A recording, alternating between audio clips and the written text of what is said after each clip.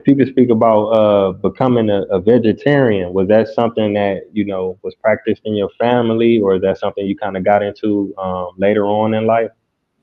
Okay. Yeah. Well, it's something I got into on my own. I was the only one in the family. Wow, wow. Okay. Now, how long ago was this, and was it like one thing in particular that just inspired you to take that path, or was it like like a multitude of things where you just were like, man, I'm tired of doing it like this. I'm gonna try that. Well, if I have to find one thing to put my finger on, I would have to say the revolution. You know, this is this evolution took place in the '60s, being on the college campus out in New York. We're talking 1968. That big year when so much happened. On the home front where I was living in New York after moving from Panama at the age of 17, migrating straight from the bush, from the rainforest in the tropics, right into inner city Bed-Stuy, and and it was a revolution, all going on all over the planet, literally. For me, there was a direct conversion, what do you call it, a conversion, correct, of movements that I was quite sensitive to. Number one being the Black Power movement, after seeing the clenched fist at the Mexican Olympics and all this stuff going on, what's going on around down the street, around the corner, with with the Black Power movement, right at my front door, and then being off to college way out in suburban New York, Bayside, New York, going to college there as a fresh kid on the block, coming from a whole nother culture, a whole nother psychology. And then besides, that, then on the campus now you have the hippie movement, back to the land, uh, let's let's do like the Rastas, stop combing our hair and put on sandals and get out of the box, And then the next big movement, the Vietnam War movement, the anti-war movement, and the radicals, the white radicals, the Symbionese Liberation Army, kidnapping, folks over there, and yeah, definitely the Black Liberation Army as well, and being absurd with this mix and being exposed to the Nation of Islam, going to Harlem, going to the mosque and picking up the book, How to Eat to Live by the Honorable Elijah Muhammad, and seeing how, his work was pretty much a continuation of Marcus Garvey's work. And then, yeah, and then in the wider media, the Cuban Revolution, the Algerian Revolution, Black movements all over the world, the Pan-African movement. So being on the front line, pretty much in the belly, that for us in my neighborhood, my posse, it was about, damn man, you gonna eat that weapon? Don't you see that apple got wax on it?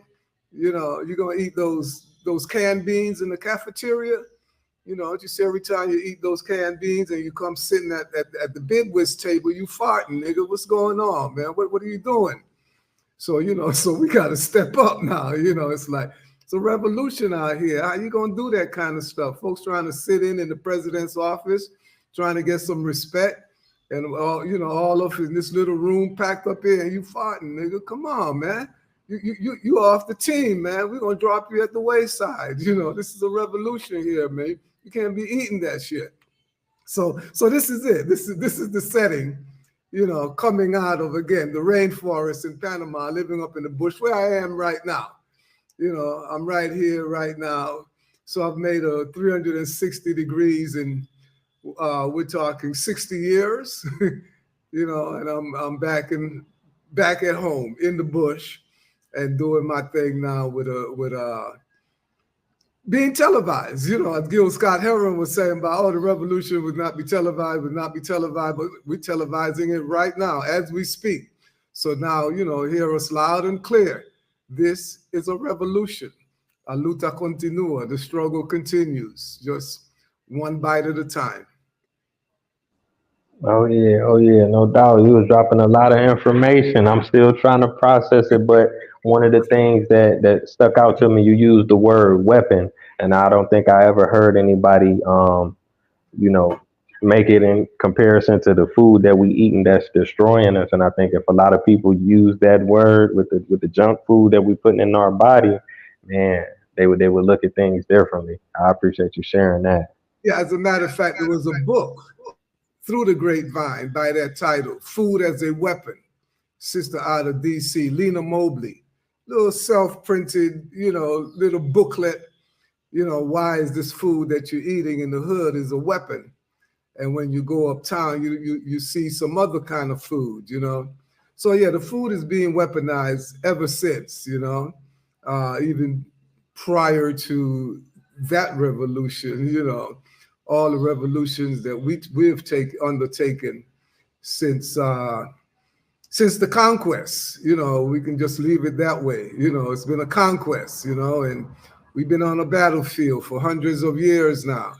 So now, you know, they're taking it to another level. You know, it was apples and peaches and pears and that kind of stuff there. Now it's nanoparticles, you know, in your food, you know, and then folks out here talking about, you know, what they call it now, plant-based. Damn, I ain't no plant-based. If plant is the base, what else they layering on it? You know, nanoparticles, you know. So anyway, I'm up to date. At 77, the revolution is continuing and we keeping it, you know, we keeping it real, brother. That's it.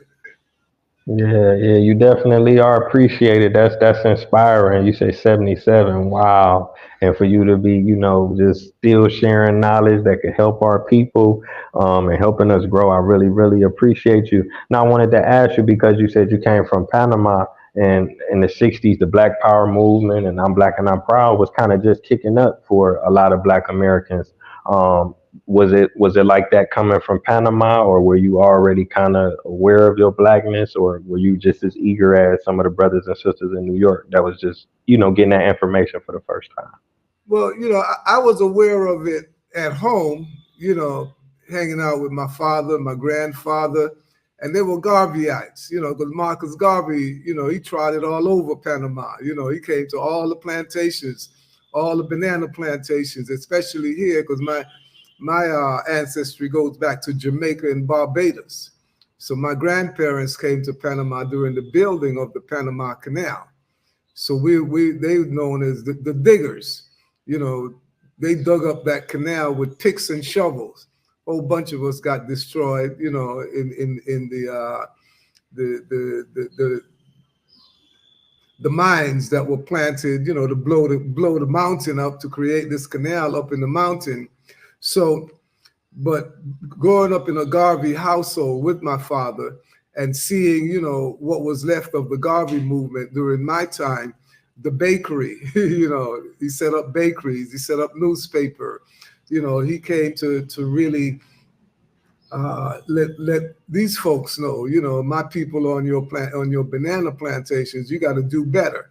Same like when he came to Harlem and he went to the U.S. and he went down south and met with the Klan and said, no, we stand for the same thing you stand for. We want separation. So let's shake hands and let's separate. You know, you don't have to be carrying on with this other stuff.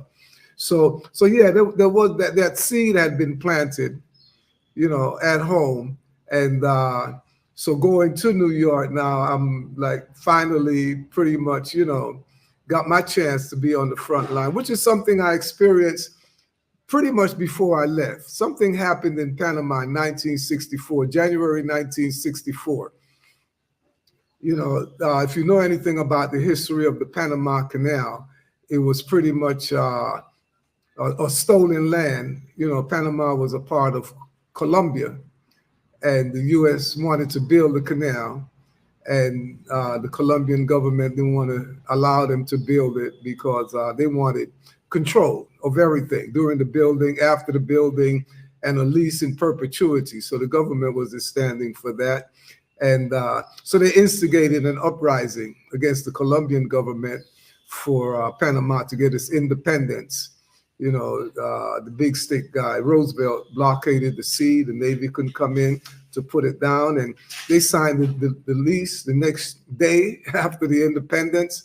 So from 1903, the U.S. ran Panama, literally. You know, the stretch of land 50 miles long by 10 miles wide, you know, coast to coast from the Atlantic to the Pacific, to run, you know,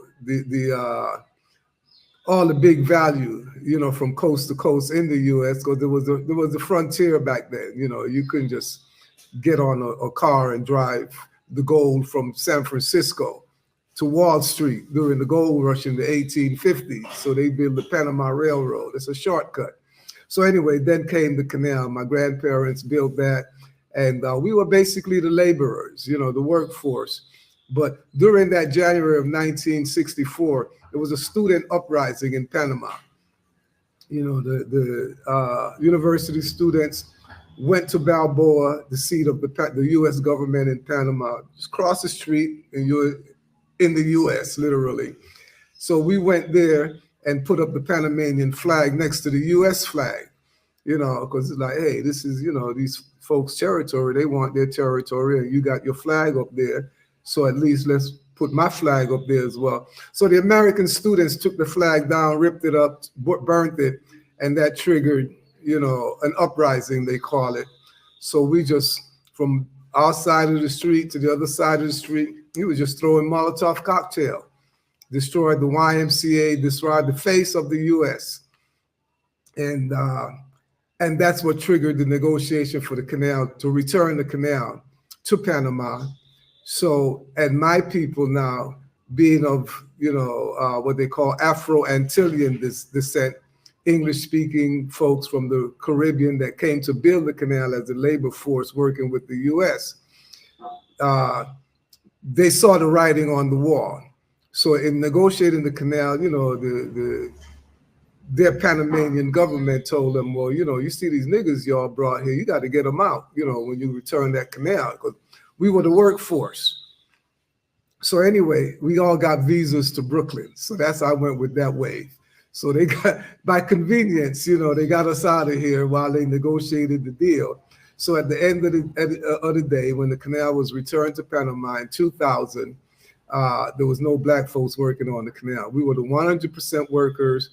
So we saw it, you know, and just getting that little taste of the revolution and being in New York and seeing it up front with Malcolm X, Martin Luther King, you know, everything on the college campus, you know, H. Rap Brown, Stokely Carmichael, you know, the whole deal. So I was like, yeah, this is my deal now.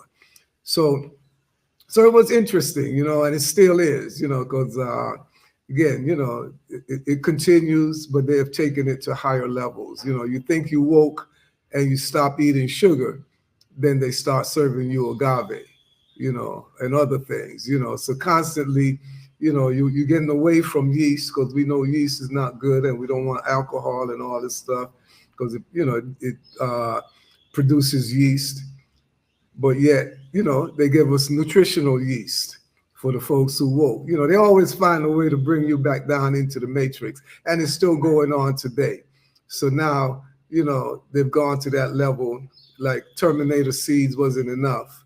Now they're growing your vaccine in the food. So they're like, okay, after the COVID, we figured it out with that experiment. So y'all ain't gonna get vaccinated. I see. So it's in the food now. Bill Gates buying up all this land all over, agricultural land.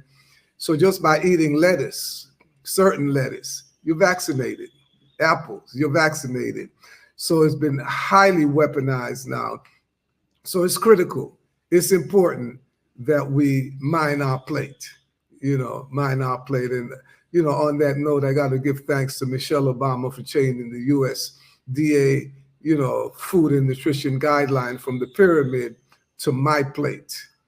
my plate. So, and it's interesting, because this is what I've been teaching ever since 1969, and my company landed in Harlem in 1979, incorporated Sunfired Foods. And this is what we're teaching, the sun-fired energy of plant foods, the electromagnetic energy of food, and how to get, your body to live on optimal health. So seeing that, being promoted by the government, by the authorities, as the My Plate concept, where they took away the the whole concept of pushing a whole lot of meat and starch, complex carbohydrate, to make your plate now 50% fruits and vegetables, 50% grains and protein. So they don't even mention starch anymore, thanks to Michelle Obama. It's grains. If you must eat starch, grains are the best shot. And protein, you have an option now. You can be a vegan. You don't have to eat variety of animal proteins to get, your protein needs satisfied. So, sharing this information the way I'm able to share it now with my background as an educator. I have a master's in linguistics, went to Cal State Fullerton, studied with the master of Ebonics, Ernie Smith, sweet Ernie, and yeah, we even got to the point where we sued the U.S. Board of the U.S. Education Department and the California Board of Education to get bilingual education for our kids, our youths, going into these public schools and being taught as if they speak standard American English at home. So that's a whole nother conversation. We may have to do a show just on that, Ebonics and the whole thing of speaking our language, African languages, using English words or French words or Portuguese word. And it's a whole nother flavor. It's a whole nother level of communication, going back to the old days when we had to speak in tongues, so they don't understand where we coming from and what our plot is. So happy to be here, happy to be sharing with this generation now, and the lively and, move forward moving generation, that your market is serving. You gotta watch your plate. We got to watch our plate. Indeed, indeed, man. You dropped so many gems. I gotta speak on Garvey, man. Shout out to Garvey. He's still um inspiring people. Like you say, your parents was Garveyites. The first conversation I ever had about Marcus Garvey was from my grandmother. So, because Yeah. her mother and father was in the Garvey movement, she went to some of the parades and events or whatever. So Mhm. that had planted a seed in me. So I'm in Ghana now. So you never know how far it's gonna go. So That's that's very, very beautiful, and I appreciate you sharing that history about Panama because I didn't know all of that. So I got to go back and do my research on that for sure. That's so dope, man. Yeah, Yeah. talking about Ghana, Hmm. my first trip to Africa was in 1972.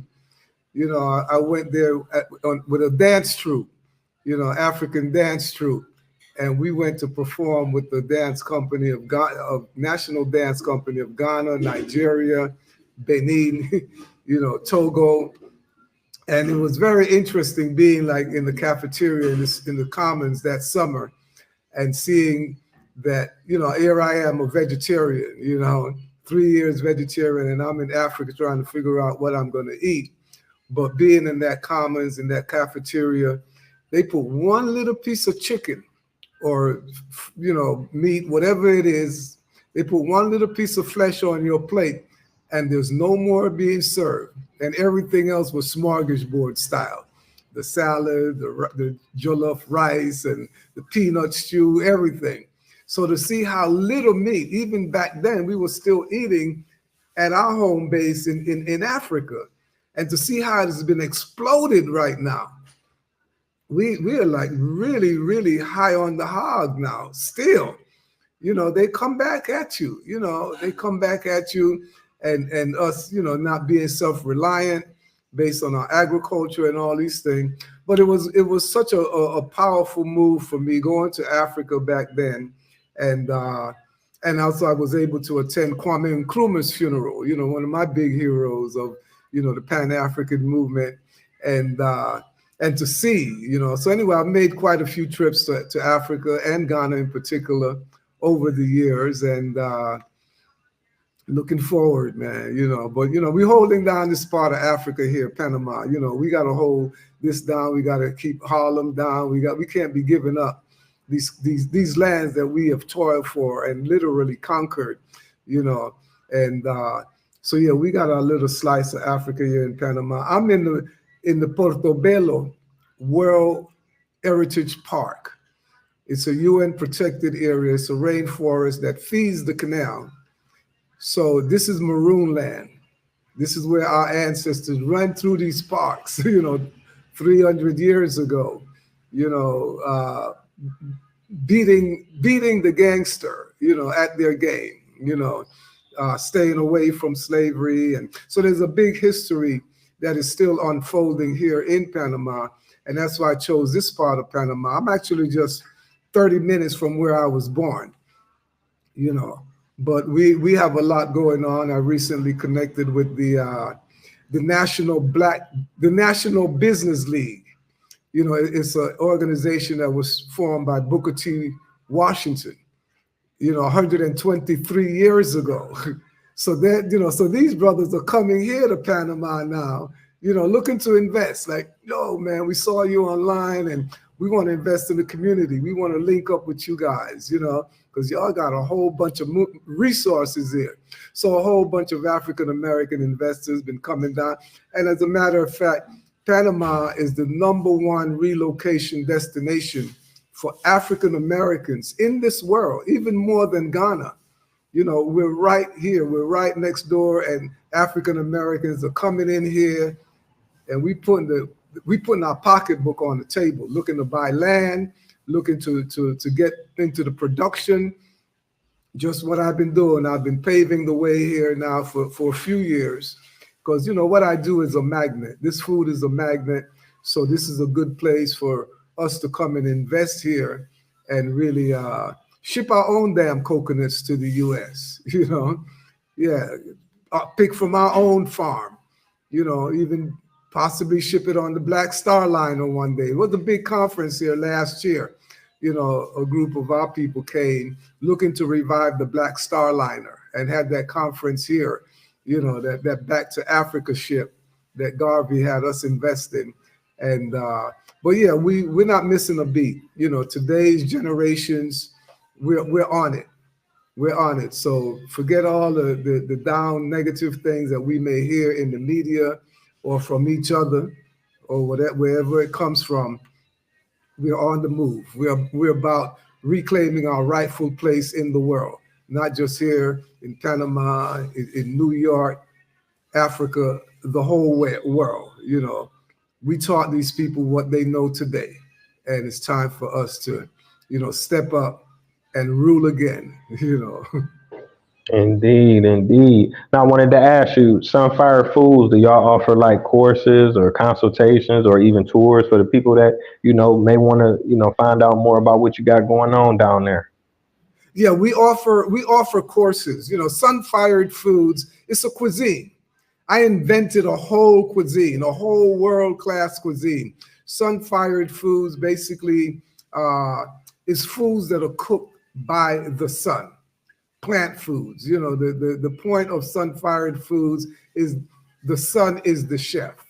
The only chef on this planet cooks for us all. The god Ra, R-A, Ra, ancient Kemetic language, the sun god. And you see that sun right now. It's right here in my neighborhood, 12 hours, cooking my mangoes. So I'm enjoying right now this mango juice, fresh mango just off my trees. Fresh mango blended with coconut water and nothing else, straight, direct, from the land. I know where this was grown. I know there's no chemical in it or anything like that. So yeah, it's a big revolution. But being able to do this in this day and time, having food security, we're sitting on a 700-acre farm, a permaculture fruit farm. We have all kinds of stuff going on here. So yeah, we do offer retreats. We offer training programs. We have a lot coming up. You can go to our website, sunfired.com. That's sunfired.com. And you'll see what we have coming up. Huge things coming up. And my book is about to drop. It's coming in the fall, The God of Food. That's the title. Look out for it. So it's a complete plant food cuisine that is not cooked as you know it by stoves, ovens, uh, microwave, strictly cooked by the sun. Because our ideal food is actually sunshine. So we want to eat those sun drops, those drops of grapes, those drops of strawberries and cherries. These are sun drops. So we don't cook the life out of the food. We don't cook the sun out of the food. We don't remove the moisture from the food and just discard it, let it go up into the ether. We want to extract that sunshine, with its oxygen and the living water to support our life, and do a direct, efficient transfer of the solar energy from the food to our body. Need I say more? You know what I'm talking about, family. Let's stop chasing down death. There's no way you're going to get life from anything that's dead. And once you cook food, you destroy the entire life in it. And you alter the structure of it that the body doesn't really know what to do with it. Hence, disease. At 77, I'm disease-free, 20/20 vision, climbing coconut trees and everything, and I am not sick. This is the plan. Claim your inheritance. Robust health and being sick is not part of living. So let's come back home to life, and let's enjoy, these foods. So as I always say, I stick it sharp and clear. It's not the food in your life, but the life in your food that nourishes. Please stop trying to get life from death. You want living foods for living people. So here at the center, we can certify you to be a Sunfire chef. We're on a mission to produce 10 million Sunfire chefs for the planet. And we're on target. It's coming. It's coming. I have trained thousands already directly, and these thousands, they're training others. So that scale up factor is on. And we've had quite a few solid people that have come from your way, from the Hollywood side of town. It's my girl Tiffany Haddish, Ferg, yes, ASAP Ferg. We got a long list, so we're not going to really try to go through the list there. But come on home, family. It's about your life. Let's get a life. We were born to live this life on this level where we are never going to be worried about being sick anymore. Okay. Well, we almost 30 minutes in. I wanted to ask you, if it's okay, I wanted to ask you one more question, if you have time. Yes, for sure, I do. Oh, okay. Now I was checking out some of your videos online, and I think you were saying something along the lines that you don't drink water anymore, but you actually get it from, or you actually hydrate your body from fruits and vegetables. Is it a certain amount that you have to have, or is it specifically certain fruits and vegetables that you have to have? Well, right now, I am on a 77-day fast. Right now, so we're talking. I'm about like around day 47 now. So I got 30 more days to go. I do a gallon a day. This is a 16-ounce glass. I do 12 of these a day. So half of my intake is coconut water.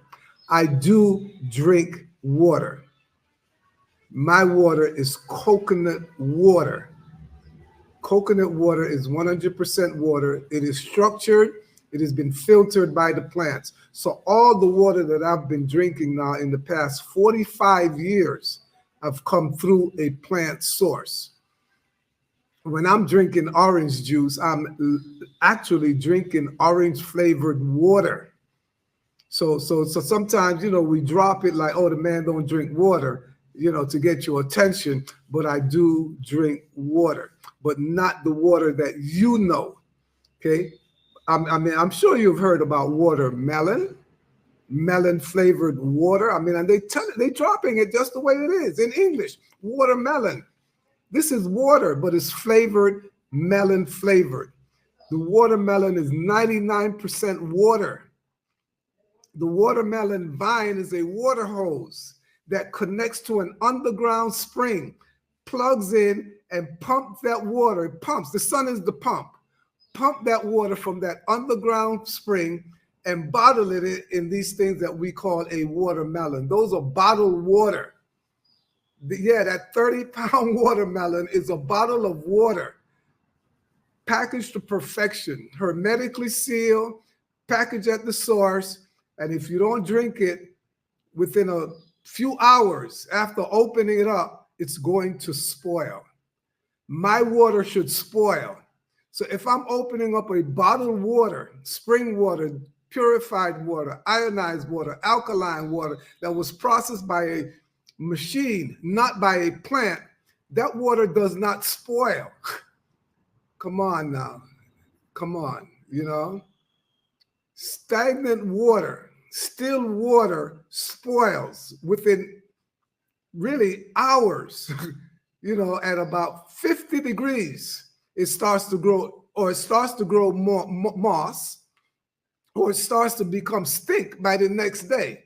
Why your bottled water is not growing moss? Why it's not stink? But anyway, that's a whole nother program. That's a whole program right there. But I do drink mango water. I do drink lettuce water. So maybe we should stop calling this juice and just call the damn thing water as it is.